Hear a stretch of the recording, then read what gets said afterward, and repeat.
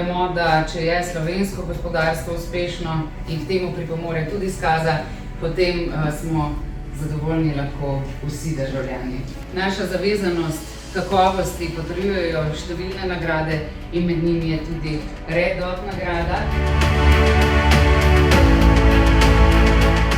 Z trajnostjo že delamo, tako kot ste slišali, od leta 1991, z našo lastno blagovno znamko smo pa 2010 resnično postavili neka korenine ali pa stebre v našem podjetju.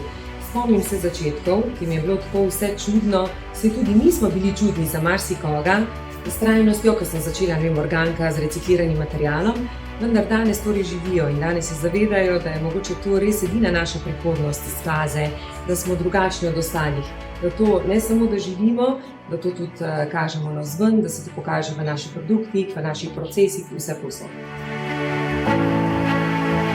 Organko Daily je predvsem nastal, zato ker nima vsi hiše. Veliko ljudi živi v blokovskih naseljih in kakor vemo, prestolnice so polne teh blokovskih naselij in Organko Daily je tako, da že s tem, ko zlagamo organske odpadke v ta mali košek, vemo, da lahko tudi te nam dajo nek odličen produkt.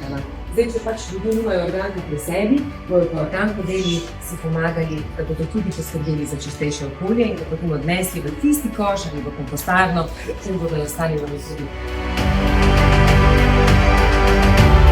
Mi pa ocenjujemo, da če mi živimo najbolje za nas, to isto živimo za naše kupce. Vedno je ta kakovost pri nas tako v ospredju predvsem. Če karkoli damo iz rok, želimo dati te produkte. Tako da v lastni blagovni znamki bomo na tem gradili, predvsem pa tudi tako, da se zaveda, da ni samo produkt, ampak da ima neko zgodbo in da se ti s tem produktom povežeš in da se čutiš, da tudi raste s tem produktom. Meni kvaliteta izhaja iz ene in tudi iz druge strani.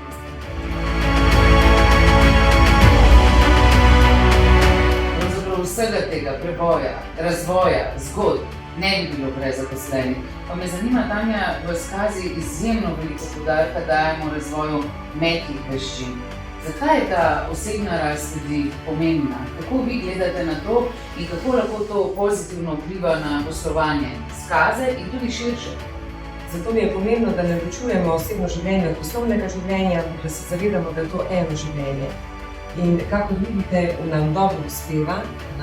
Dobro nam uspeva zato, ker čutim lahkotnost v ekipi, zato, ker čutim, da ne da to delajo samo zato, ker morajo delati, ampak ko čutim, da to delajo s srcem. In res se mi zdi, da bi rada slišala vsakega zaposlenega, ko reče, ne da reče, wow, Peter je, ampak da reče, oh my god, grem nazaj v službo, spet bom lahko ustvarjal.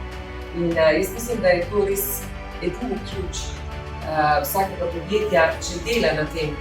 Edino bogatstvo vsakega podjetja so ljudje. Tako da zdaj nismo na tej lokaciji, pa lahko zgradimo kjerkoli drugo lokacijo, če imamo prave ljudi. Take ljudi, ki si res želijo rasti in tako osebno in tudi poslovno.